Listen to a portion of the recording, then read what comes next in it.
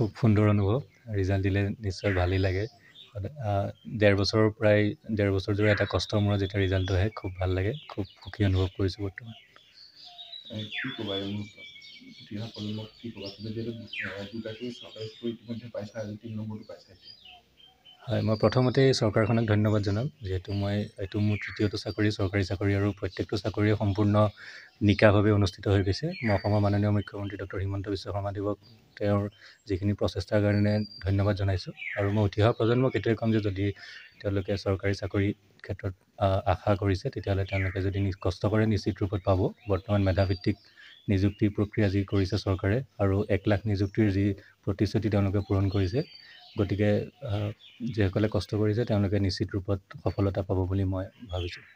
খুব সুন্দৰ অনুভৱ ৰিজাল্ট দিলে নিশ্চয় ভালেই লাগে ডেৰ বছৰ জোৰা এটা কষ্টৰ মূৰত যেতিয়া ৰিজাল্টটো আহে খুব ভাল লাগে খুব সুখী অনুভৱ কৰিছোঁ বৰ্তমান কি ক'বা এই মুহূৰ্তত উঠি অহা প্ৰজন্মক কি ক'বা তুমি যিহেতু দুটাকৈ চৰকাৰী চাকৰি ইতিমধ্যে পাইছা আজি ৩ নম্বৰটো পাইছা এতিয়া হয় মই প্ৰথমতে চৰকাৰখনক ধন্যবাদ জনাম যিহেতু এইটো মোৰ তৃতীয়টো চাকৰি চৰকাৰী চাকৰি আৰু প্ৰত্যেকটো চাকৰিয়ে সম্পূৰ্ণ নিকাভাৱে অনুষ্ঠিত হৈ গৈছে মই অসমৰ মাননীয় মুখ্যমন্ত্ৰী ডক্টৰ হিমন্ত বিশ্ব শৰ্মাদেৱক তেওঁৰ যিখিনি প্ৰচেষ্টাৰ কাৰণে ধন্যবাদ জনাইছোঁ আৰু মই উঠি অহা প্ৰজন্মক এইটোৱে ক'ম যে যদি তেওঁলোকে চৰকাৰী চাকৰিৰ ক্ষেত্ৰত আশা কৰিছে তেতিয়াহ'লে তেওঁলোকে যদি কষ্ট কৰে নিশ্চিত ৰূপত পাব বৰ্তমান মেধাভিত্তিক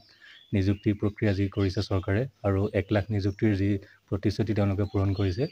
গতিকে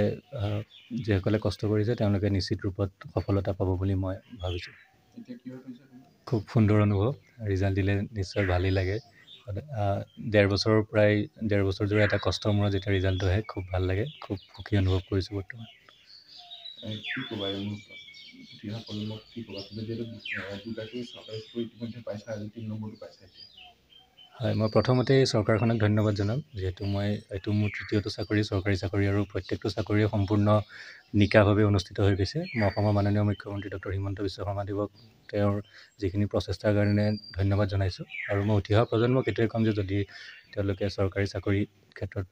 আশা কৰিছে তেতিয়াহ'লে তেওঁলোকে যদি কষ্ট কৰে নিশ্চিত ৰূপত পাব বৰ্তমান মেধাভিত্তিক নিযুক্তিৰ প্ৰক্ৰিয়া যি কৰিছে চৰকাৰে আৰু 1 লাখ নিযুক্তিৰ যি প্ৰতিশ্ৰুতি তেওঁলোকে পূৰণ কৰিছে গতিকে যিসকলে কষ্ট কৰিছে তেওঁলোকে নিশ্চিত ৰূপত সফলতা পাব বুলি খুব সুন্দৰ অনুভৱ ৰিজাল্ট দিলে নিশ্চয় ভালেই লাগে ডেৰ বছৰ জোৰা এটা কষ্টৰ মূৰত যেতিয়া ৰিজাল্টটো আহে খুব ভাল লাগে খুব সুখী অনুভৱ কৰিছোঁ বৰ্তমান কি ক'বা এই মুহূৰ্তত উঠি অহা প্ৰজন্মক কি ক'বা তুমি যিহেতু দুটাকৈ চৰকাৰী চাকৰি ইতিমধ্যে পাইছা আজি ৩ নম্বৰটো পাইছা এতিয়া হয় মই প্ৰথমতে চৰকাৰখনক ধন্যবাদ জনাম যিহেতু এইটো মোৰ তৃতীয়টো চাকৰি চৰকাৰী চাকৰি আৰু প্ৰত্যেকটো চাকৰিয়ে সম্পূৰ্ণ নিকাভাৱে অনুষ্ঠিত হৈ গৈছে মই অসমৰ মাননীয় মুখ্যমন্ত্ৰী ডক্টৰ হিমন্ত বিশ্ব শৰ্মাদেৱক তেওঁৰ যিখিনি প্ৰচেষ্টাৰ কাৰণে ধন্যবাদ জনাইছোঁ আৰু মই উঠি অহা প্ৰজন্মক এইটোৱে ক'ম যে যদি তেওঁলোকে চৰকাৰী চাকৰিৰ ক্ষেত্ৰত আশা কৰিছে তেতিয়াহ'লে তেওঁলোকে যদি কষ্ট কৰে নিশ্চিত ৰূপত পাব বৰ্তমান মেধাভিত্তিক নিযুক্তিৰ প্ৰক্ৰিয়া যি কৰিছে চৰকাৰে আৰু 1 লাখ নিযুক্তিৰ যি প্ৰতিশ্ৰুতি তেওঁলোকে পূৰণ কৰিছে গতিকে যিসকলে কষ্ট কৰিছে তেওঁলোকে নিশ্চিত ৰূপত সফলতা পাব বুলি মই ভাবিছোঁ